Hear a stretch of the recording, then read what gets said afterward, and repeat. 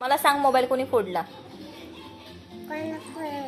खरं सांगायचं, तू फोडला, मी बघितलं. इकडे बघ, कोणी फोडला मोबाईल? हा, नक्की? आता काय मला बोलली?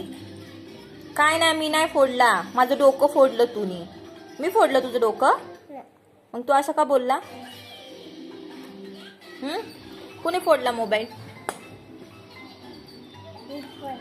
हा, कधी फोडला? हा, संडेला मोबाईल फोडला तू? मग तुझ्या पप्पाला नाव सांगू आता? हा, का?